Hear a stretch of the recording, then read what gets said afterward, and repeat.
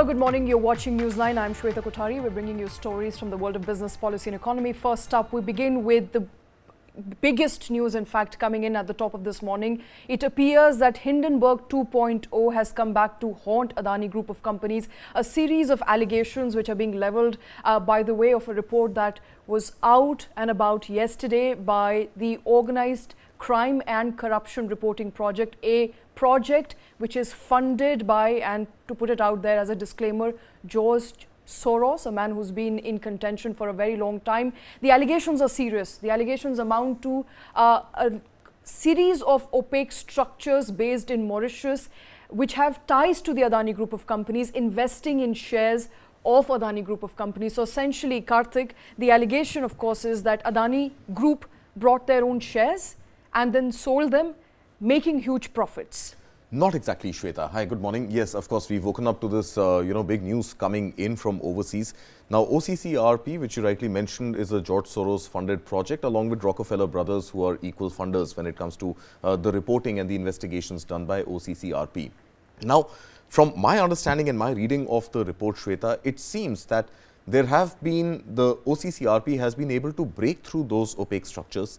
These opaque structures were cited by SEBI in its initial investigation into the Adani Group Hindenburg saga as well, wherein they had hit these opaque walls, unable to penetrate through them to identify who are the final beneficiaries of those opaque structures. Okay.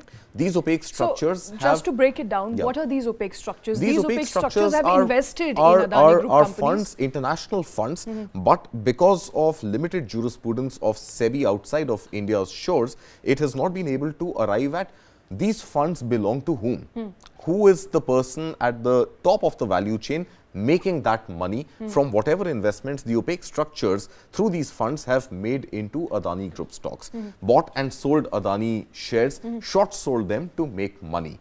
Now, this OCCRP, apparently from the report, has been able to break through that entire value chain and reach the head of the food chain and identify two individuals who, and we'll come to their names as well, who seem to have very direct linkages with the Adani group, with the promoter group of Adani. The report alleges that these two gentlemen have served as directors at some Adani group companies and have also been associated with firms which are run by Vinod Adani, Gautam Adani's brother. Now, from all of this, what we are really trying to understand right now is that, is there any insider trading, which seems like a high degree of probability right now, or did the promoter family directly benefit? We don't know at this stage, after having read snippets of that report this morning. We don't know whether the Adani group, the promoters of Adani group, the family of Gautam Adani had directly invested in these opaque structure companies, and it is their money reinvested into the Adani group companies, and they seem to be directly benefiting from it. Okay, so going back to how we initially started this discussion, I think I still stand firm on what the allegations are, which is that these opaque structures brought and sold shares of Adani group companies, and these opaque structures are directly linked to Adani family. They are directly linked. They are not part of the family. These two people cited in the report. There is linkage. They have served as directors on the boards of certain Adani companies, and they have close associations with firms which are operated by Vinod Adani. These are firms independent of the Adani listed companies, right? So, has the Adani family, have the promoters directly benefited from that? We don't know yet, but there has been email. The allegation is that there have been email exchanges which suggest that there has been sharing of information between members working in the Adani group of companies and these two individuals who run these overseas funds, which have invested, bought and sold hundreds of millions of dollars, and that is the allegation really. Now, let's just go a little deeper into what this report alleges. So, hundreds of millions of dollars have been invested in Adani Group stocks through Mauritius-based funds, right? These are Mauritius-based funds. These opaque investment funds are run by partners of promoter family. They are partners of promoter family, not necessarily directly invested into by the promoter family, but these are partners of, so of the friends promoter and family essentially. Friends, not family, friends. Friends, associates, acquaintances, call it whatever. Then there are, the report also cites that files from multiple tax havens and internal Adani Group emails have been audited, and OCCRP has access to those exchanges, and the allegations stem out of those documents through which the investigation has been led. And it has found 2 cases where mysterious investors bought and sold Adani stocks through offshore structures. Right. Now, who are these 2 people who have now finally been named? The top of the food chain of the opaque structures, which SEBI was thus far not able to penetrate. We have the names of these 2 gentlemen. They are called, one of them is the Nasser Ali Shaban Ahli, and the other is a Chung-Ling. And they seem to be long-time associates and have ties to the Adani family. Now, these 2 men, like I mentioned, have served as directors, shareholders in group companies and firms associated with Gautam Adani's brother, Vinod Adani. He's the man we are talking about on the screen right now.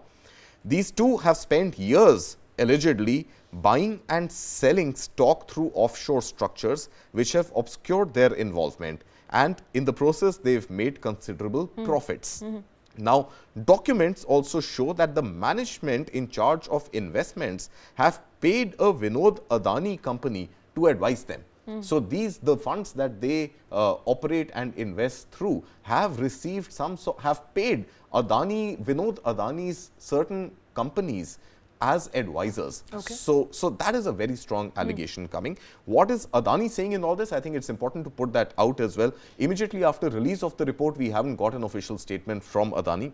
But the OCCRP report suggests that when it had written to Adani before publishing the report, Adani Group has said that the allegations are baseless, the allegations are unsubstantiated, and the allegations have been rehashed from the Hindenburg allegations. Now, the Hindenburg allegations, just to refresh jog everybody's memory, came out on 24th of Jan this year, and there were allegations again of short selling and profiteering on the basis of short selling by certain investors. Opaque companies which have invested on behalf of the family short sold Adani shares to make money, and in the course of these last 7 odd months or so, we've seen the valuation of Adani Group companies tumble from a high of $238 billion down to about $100 billion at its low. Last few days, we've seen in a run-up to SEBI's report filing in the Supreme Court, and Supreme Court was due to hear the matter on the 29th of August, but it postponed it, deferred it,